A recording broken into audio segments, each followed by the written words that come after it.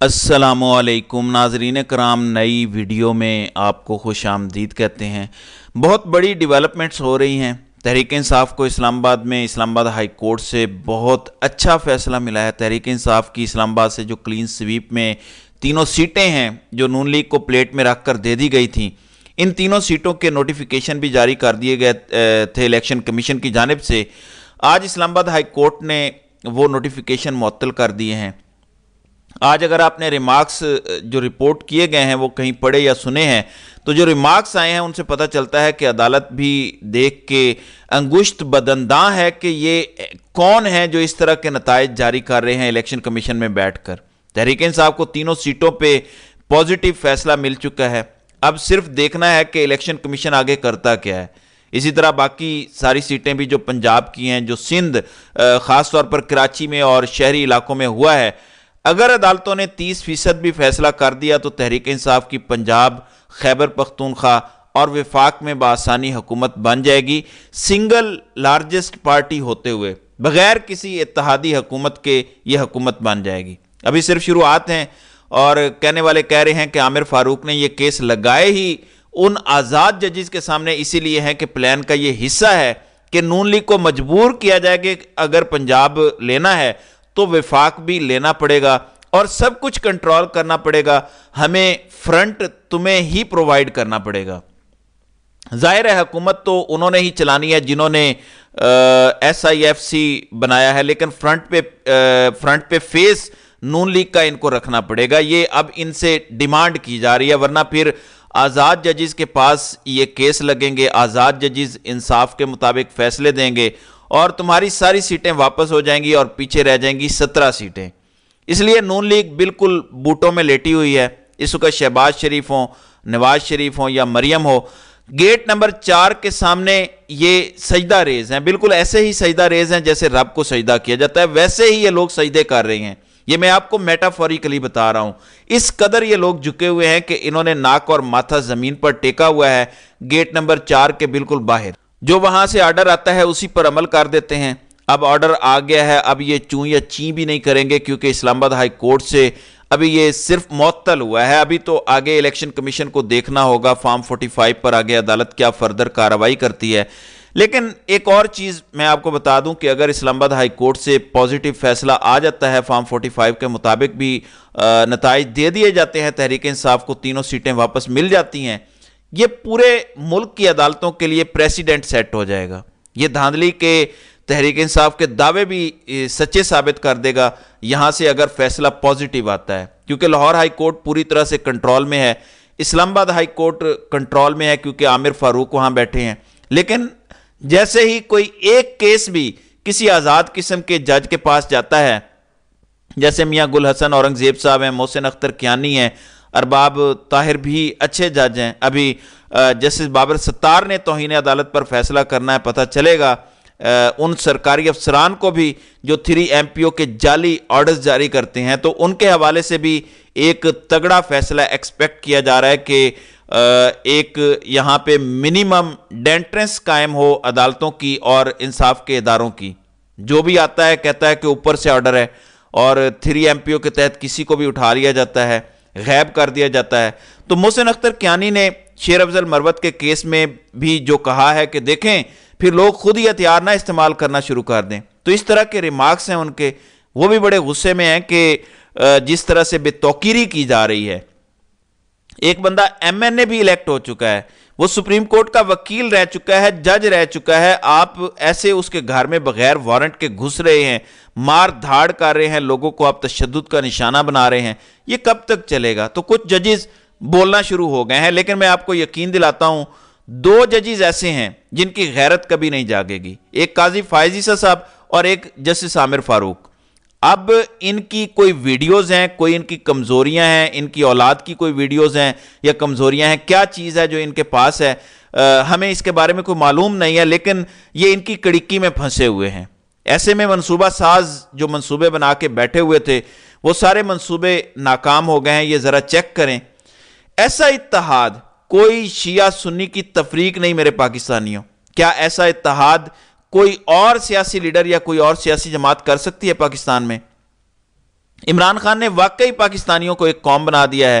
آج شیعہ سنی ساتھ بیٹھ کے کہہ رہے ہیں کہ کوئی فرقہ بازی نہیں ہے, اپنا چھوڑیں گے نہیں, کسی کا چھیڑیں گے نہیں, ساتھ چلیں گے, اتحاد ہوگا, بلا مشروط اتحاد ہوگا, پاکستان کو بچائیں گے, پاکستان بنانے میں بھی ساتھ تھے, بچانے میں بھی ساتھ دیں گے. یہ آج اس پلیٹ فارم سے کہا جا رہا ہے. جو نادیدہ قوتیں پاکستان کو فرقہ واریت کی جنگ میں جھونکتی ہیں وہ آج ناکام ہو گئی ہیں. تحریک انصاف نے سنی اتحاد کونسل سے وفاق میں, پنجاب میں, خیبر پختونخوا میں اور باقی جگہوں پر بھی ہر جگہ پہ ان کے ساتھ اتحاد کرنے کا فیصلہ کر لیا ہے. اس سے کیا چیز سامنے آتی ہے؟ ساتھ علامہ راجہ ناصر عباس صاحب بھی بیٹھے ہوئے ہیں اور وہ کہہ رہے ہیں کہ ہم نے یہ صلاح مشورے سے فیصلہ کیا ہے. ایک شیعہ عالم دین سنی جماعت کے ساتھ اتحاد کا مشورہ خود دے رہا ہے. یہ عمران خان نے کر کے دیا ہے. پاکستان میں یہ طاقت کہ سب ایک پیج پر آ جائیں, رنگ, نسل, زبان, صوبائیت اور فرقوں کی قید سے آج عمران خان آزاد کر رہا ہے. آج یہ جو ہم نے سینز دیکھے ہیں یہ ان پریسیڈنٹڈ سینز ہیں. آج ایسے سینز دیکھے ہیں, وہ قوتیں جو کبھی ایک دوست ملک کے نام پر دوسرے کو مرواتی ہیں, کبھی دوسرے ملک کے نام پر پہلے کو مرواتی ہیں اور یہ خود کرواتے ہیں. عمران خان نے آج سے 10-12 سال پہلے کسی کو انٹرویو دیا اور بتایا کہ ہمارے پاس ساری مذہبی جماعتیں آئیں اور کہا کہ آپ ہماری آپس میں غلط فہمیاں دور کروائیں. تو پوچھا گیا تو انہوں نے کہا کہ ادارے ہماری لڑائیاں کرواتے ہیں.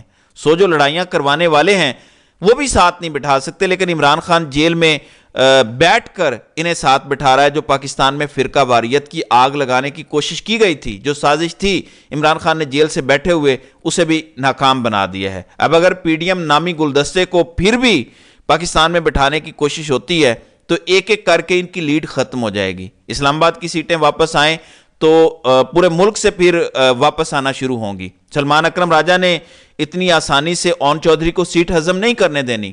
اون چودھری نے بیان تو دیا, عدت کیس میں بغیرتوں کا کردار ادا کیا, اس کا اسے انعام تو دینا تھا. آپ سوچیں ایک سیکنڈ کے لیے, میرا آپ سے ایک سوال ہے. آپ بھی جانتے ہیں, میں بھی جانتا ہوں کہ عمران خان کے خلاف یہ سارے کیسز کون بنا رہا ہے, کس نے بنائے, کس نے سزائیں دلوائیں, سب کو پتہ ہے.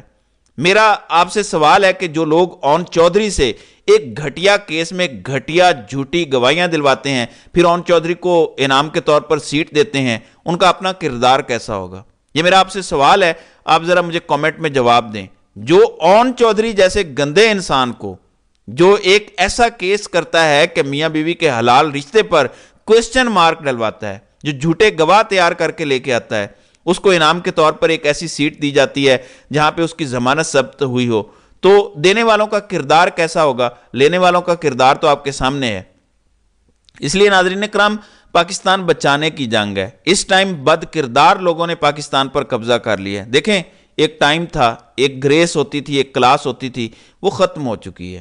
کلاس لیس, لو لیول کے, لو انٹلیکٹ لوگ جو ہیں وہ قابض ہو چکے ہیں. ان کو اپنی ذات سے آگے, اپنی نوکریوں, اپنی ایکسٹینشن سے آگے کچھ بھی دکھائی نہیں دیتا.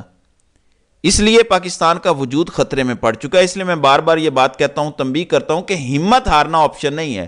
اسلام آباد ہائی کورٹ سے اگر اچھی خبر آئی ہے, معطل ہوئے ہیں تینوں نوٹیفیکیشنز, تو نون لیگ تو پہلے ہی کمزور وکٹ پر ہے. 15-20 سیٹیں بھی نکل گئی اگر بیچ میں سے تو یہ حکومت نہیں بنا سکیں گے. یہ میں آپ کو بتا رہا ہوں, صرف 15-20 سیٹیں. تحریک انصاف تو 80-90 سیٹوں پر دعویٰ کر رہی ہے. صرف راولپنڈی ڈویژنز کی 13 سیٹیں, اسلام آباد کی 3 سیٹیں, یہ ہو جاتی ہیں 16 سیٹیں جڑواں شہروں سے. لاہور اور کراچی میں سے اگر آپ صرف 20% بھی نتائج ٹھیک کر دیں تو تحریک انصاف اکیلے حکومت بنانے کی پوزیشن میں آ جائے گی. سمپل میتھ ہے یہ. پنڈی, اسلام آباد, لاہور, کراچی, 4 شہروں سے آپ سیٹیں ٹھیک کر دیں, باقی چھوڑ دیں جہاں بھی آپ نے دھاندلا کیا ہے, تحریک انصاف حکومت بنا لے گی. اب یہ تو بڑے شہر ہیں, یعنی جو لوگ یہ کہہ رہے تھے کہ تحریک انصاف شہروں میں ہے, دیہاتوں میں نہیں جیتے گی, انہوں نے سب شہری علاقوں میں تحریک انصاف کو ہرا دی ہے. پنڈی سے کلین سویپ نون لیگ کو کروا دیا, کراچی سے ایم کیو ایم کو کلین سویپ کرا دیا, لاہور سے نون لیگ کو اچھی خاصی سیٹیں دلوا دیں. مطلب آپ وہ بونگی ماریں جو لوگ مان بھی لیں. آپ دیہاتی علاقوں میں کرتے دھاندلی تو سمجھ بھی آتی. آپ نے ان شہری علاقوں سے پی ٹی آئی کو ہرا دیا جہاں سے وہ 2018 میں بھی نہیں ہارے. آپ نے اب اڑا دیا جب عمران خان اپنی تاریخ کے سب سے پاپولر لیول پر ہے. مطلب کوئی کامن سینس ہوتی ہے, کوئی عقل, کوئی سمجھ نہیں ہے ان میں, کیونکہ چھوٹے لوگ ہیں, ان کے چھوٹے دماغ ہیں اور یہ سوچتے صرف اپنے پیٹ سے ہیں. جب انسان اپنے پیٹ سے سوچتا ہے کہ یار مجھے کیا ملے گا، میری مراعات کیا ہیں، میرے عہدے کیا ہیں، مجھے کتنا کمیشن کھانے کا موقع مل رہا ہے اس عہدے پہ بیٹھ کے، کتنا مال میں بنا سکتا ہوں۔ ریکوٹک کو دیکھ کے رالیں ٹپک رہی ہیں، 25 ارب ڈالر کو دیکھ کر رالیں ٹپک رہی ہیں ان سب کی، اس لیے قبضہ کیا ہوا عمران خان آ گیا تو ریکوٹک کی بھی منصفانہ تقسیم ہوگی، بلوچستان کو اس کا حصہ ملے گا، ان کی عوام پر لگے گا، جو وفاق کو ملے گا وہ بھی ان پر لگے گا۔ عمران خان تو ہسپتال بنائے گا، لنگر خانے بنائے گا، وہ خود تو نہیں کھائے گا، اپنی ملیں تو نہیں بنائے گا، نہ اپنی فیکٹریاں لگائے گا، نہ فارم ہاؤسز خریدے گا۔ تو انہی چیزوں کو روکنے کے لیے عمران خان کو روکنا ضروری ہے، لیکن یہ وہ سیلاب ہے جسے اب آپ روک نہیں سکتے۔ شکست آپ کھا چکے ہیں، بس آپ کو منانا باقی ہے، اور انشاءاللہ وہ بھی آپ جلدی مان جائیں گے۔ تو ناظرین اکرام، آپ کی اس ویڈیو کے حوالے سے کیا رائے ہے؟ آپ اپنی رائے کا اظہار کمنٹ سیکشن میں ضرور کیجئے گا۔